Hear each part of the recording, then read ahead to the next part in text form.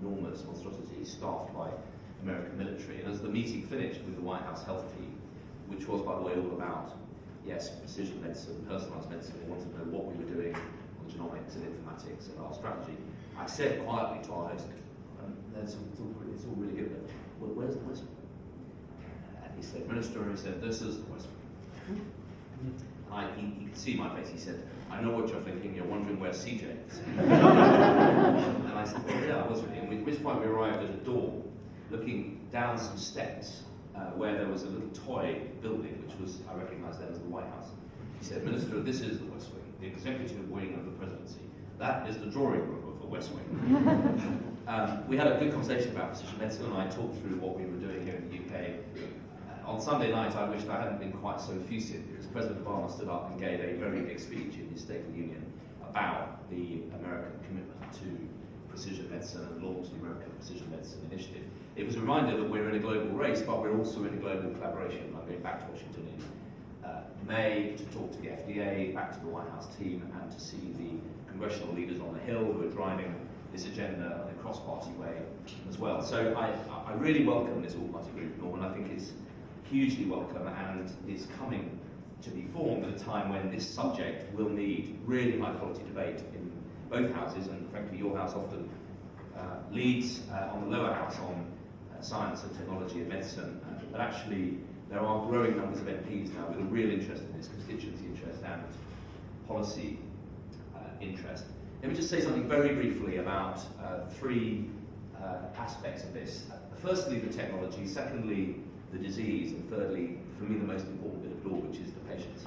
In many ways, this quiet revolution has been driven by technology. I was labouring away in this sector when one began to see the power of genomics in really beginning to drive stratification and ultimately personalisation of therapies, the power of genomic biomarkers, the power of informatics at scale to start to allow us to develop drugs and also other devices and diagnostics for much more targeted patient groups, and beginning to harness the power of those extraordinary technologies to break down the old one-size-fits-all blockbuster model and begin to segment much earlier in the process and begin to allow us to develop drugs around particular patient groups rather than develop drugs for everyone and then target during the very long, expensive and difficult traditional R&D pipeline. So it is about technology, and I think you can see from our commitment in the AAR, in the science budget, in the autumn statement, we've ring-fenced the science budget, we've launched the precision medicine catapult. We are serious about investing in our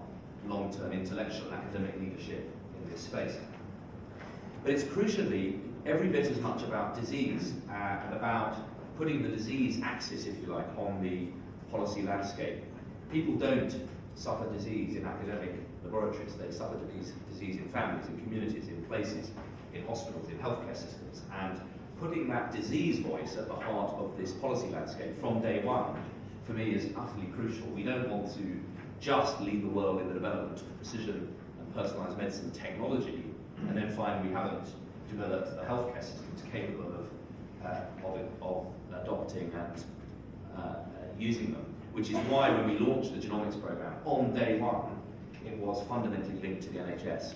Partly so we could draw on the NHS's phenomenal assets to drive UK leadership in genomic research, but even more importantly, so that from day one it was an NHS England project, and that's why we've got 13 GMCs set up, and we will be the first health system in the world to launch a genomic medicine service and genomic medicine diagnostics. The same is true of precision and personalised medicine. We want this to be something that the disease leaders in our system own and drive, and where cancer and rare diseases are leading, and that's why we launched the genomics program in that space. Other diseases will quickly, and indeed are quickly following. So we want to make sure we've got really strong disease leadership in the policy-making agenda. And lastly, but most importantly, I think for me and for all of us, I hope, is the patient voice. It's a sort of easy phrase, the patient voice, as if it is obvious, but actually in a lot of our policy making, the patient voice is very often absent in practice.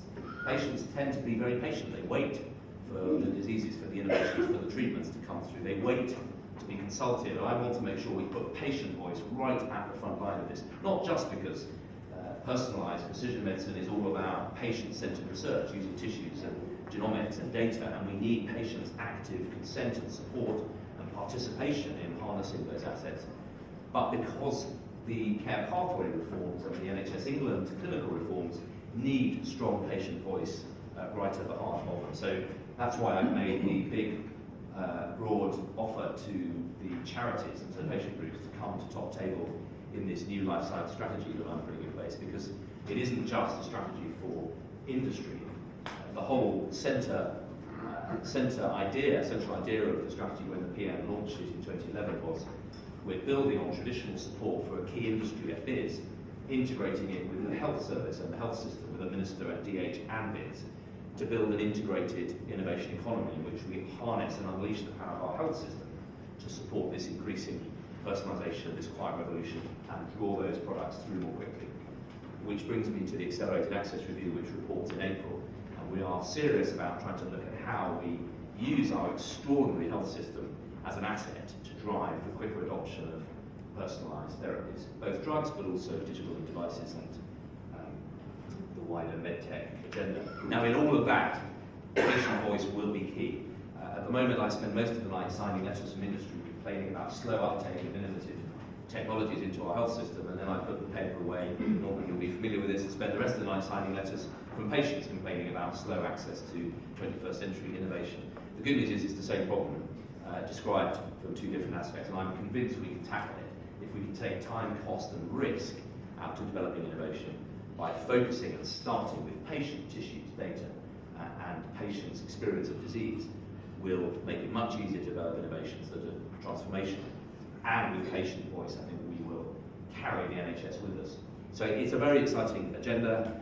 It'll need very strong support cross-party in Parliament. So I really welcome the creation of this group. Thank you, Norman, and thank you, Joe, for setting it up. I know we're about to hear from Joe in New York, and there could be no better flag carrier for this agenda than somebody who's beaten cancer twice, who hasn't got the time to hang around and sit on long policy forums. She wants to get some solutions, and she carries that insurgent voice of the patient here to Parliament, and I look forward to being harried by you as an APPG and look forward to doing everything I can to make sure that when we meet over the years, we're celebrating real success in both UK leadership, but also crucially tangible benefits